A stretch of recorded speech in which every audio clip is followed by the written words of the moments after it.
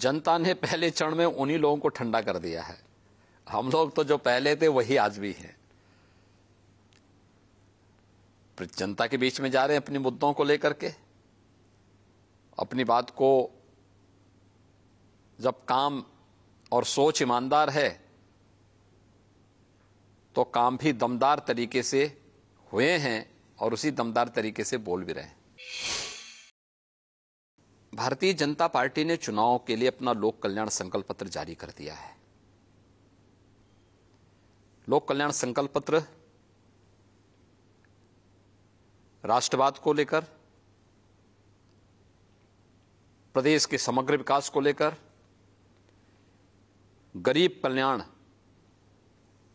को लेकर के पूरी ईमानदारी के साथ लागू हुआ है, लागू होगा।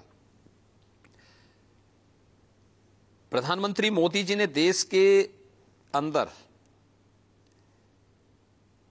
भारत की राजनीति के एजेंडे को बदला है। पहले जाति, मत, मजहब, परिवार के इर्द गिर्द बनी भारत की राजनीतिक व्यवस्था आज विकास पर, सुशासन पर, गांवों के लिए, गरीब के लिए, किसान के लिए, नौजवान के लिए, महिलाओं के लिए, इन सभी मुद्दों पर चर्चा का विषय बना हुआ है। और प्रधानमंत्री मोदी जी के विजन के अनुरूप उत्तर प्रदेश में कार्य भी हुआ है। और अगले टेन्योर के लिए जो संकल्प पत्र हमने जारी किया है, संकल्प का विकल्प नहीं होता।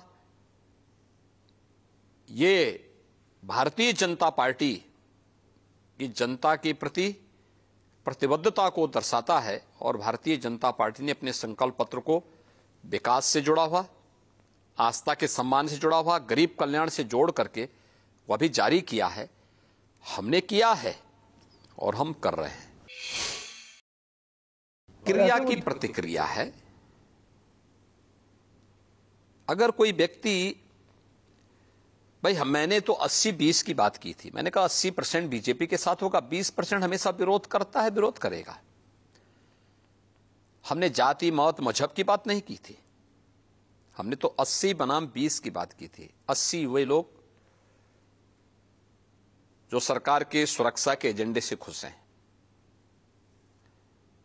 80 वे लोग जो सरकार के लोक कल्याणकारी और गरीब कल्याणकारी कार्यों से खुश हैं, जिन्हें विकास पसंद है, जिन्हें राज्य सरकार के द्वारा पारदर्शी तरीके से ईमानदार भर्ती की प्रक्रिया के माध्यम से अपने कार्यक्रमों को आगे बढ़ाने का अवसर प्राप्त हुआ है। उन लोगों को, जिन लोगों के जीवन में व्यापक परिवर्तन लाने का काम हुआ है और जो लोग प्रदेश सरकार के हर अच्छे कार्य को हमेशा समर्थन करते हैं, 80% वे लोग होंगे। 20% वे लोग जिनको हमेशा विरोध करना है, वे पहले भी विरोध करते थे, आज भी विरोध करेंगे। नकारात्मक सोच है, वे पेशेवर माफिया और अपराधियों के समर्थक हैं, वही रहेंगे। तो ये चुनाव तो 80 बनाम 20 का है। लेकिन मैं कह सकता हूं कि पहले चरण के मतदान के बाद स्पष्ट हो चुका है कि वास्तव में चुनाव 80 बनाम 20 का ही है। 80% से अधिक समर्थन भारतीय जनता पार्टी को प्राप्त हुआ है और 20% जिसको विरोध करना था, जो वैक्सीन का विरोध करता है। इसका मतलब है जो लोग सपना देख रहे हैं गजवाई हिंद का, मैं बहुत स्पष्टता के साथ कह सकता हूं, ये नया भारत है। ये दुनिया के सबसे लोकप्रिय नेता से नरेंद्र मोदी जी के नेतृत्व का भारत है।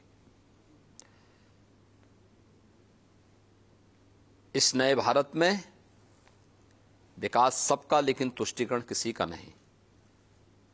सबका साथ, सबके विकास की भावना के साथ सरकार कार्य कर रही है। सबका विश्वास और सबके प्रयास को लेकर के सरकार चल रही है। ये नया भारत संविधान के अनुरूप चलेगा, शरीयत के अनुरूप नहीं। और मैं इस बात को भी स्पष्टता के साथ कह सकता हूं, गजवाए हिंद का सपना कयामत के दिन तक भी साकार नहीं होगा। मेरा तो बहुत स्पष्ट मानना है, भारत की व्यवस्था संविधान के अनुरूप चलनी चाहिए। हमारी व्यक्तिगत आस्था, हमारे व्यक्तिगत स्वयं के अधिकार या हमारी स्वयं की पसंद नापसंद हम देश के ऊपर लागू नहीं कर सकते, संस्थाओं के ऊपर लागू नहीं कर सकते। ये नहीं लागू कर सकते हैं।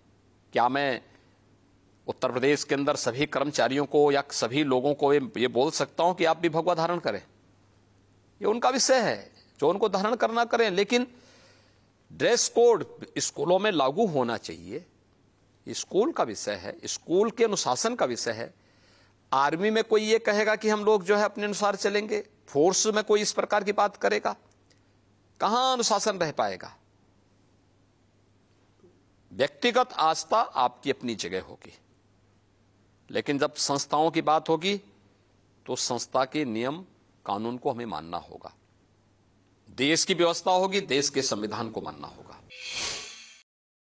कि उसी बेटी को तो स्वतंत्र कराने के लिए, उसी बेटी को तो अधिकार देने के लिए प्रधानमंत्री मोदी जी ने 3 तलाक की कुप्रथा को हमेशा के लिए रोका है। उसी बेटी को न्याय दिलाने के लिए, सम्मान दिलाने के लिए और स्वावलंबन के मार्ग पर अग्रसर करने के लिए ये फैसले लिए जा रहे हैं। और उसी बेटी के सम्मान को लेकर के हम लोग इस बात को कहते हैं कि शरीयत के अनुसार व्यवस्था नहीं चलेगी, संविधान के अनुरूप